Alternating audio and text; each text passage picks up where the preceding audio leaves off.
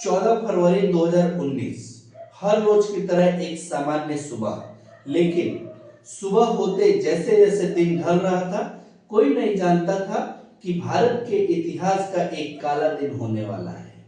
श्रीनगर के national highway से पुलवामा होते हुए हमारे सेना के जवान अपने रास्ते से होते हुए अपने गंतव्य की ओर जा रहे थे।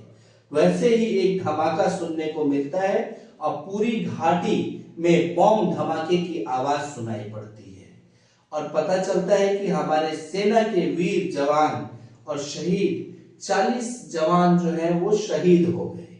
जिससे पूरे देश में एक गुस्से और मर्माहत दुख की आहट थी और हर एक के आंखों में आंसू थी।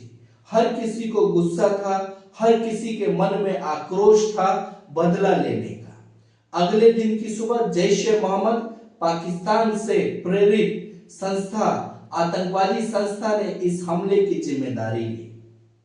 इस हमले का जवाब देते हुए, इस हमले से मर्माहत होते हुए हमारे देश के प्रधानमंत्री श्री नरेंद्र मोदी जी ने ये संकल्प लिया, ये ठाना कि हमारे देश के वीर जवानों के आंखों का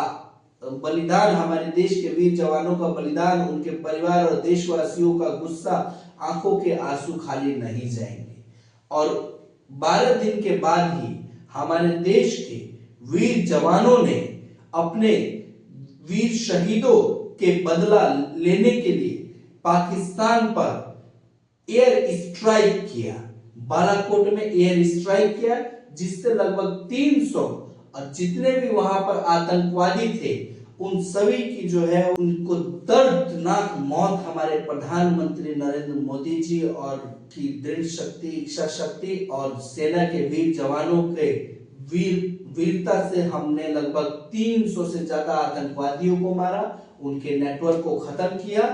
और हमारा विंग कमांडर जो है अभिनंदन, जो पाकिस्तान के बाउंड्री में गिरा, लेकिन हमारे भारत की कूटनीतिक शक्ति थी कि 3 दिनों के भीतर जो है पाकिस्तान को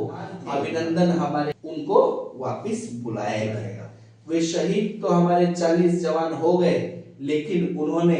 अपनी शहादत से हम पूरे देश को एकजुट किया और हमें उन अपने वीर शहीदों के बलिदान को खाली नहीं जाने देना चाहिए और हमेशा हमें जो है अपने देश के रक्षा के प्रति समर्पित रहना चाहिए। देश की रक्षा हम कैसे कर पाए, और सिर्फ हमारे जवान ही नहीं, हम सभी देश के जवान हैं जो अपने देश की रक्षा के लिए हमेशा जो है कृत संकल्पित हैं।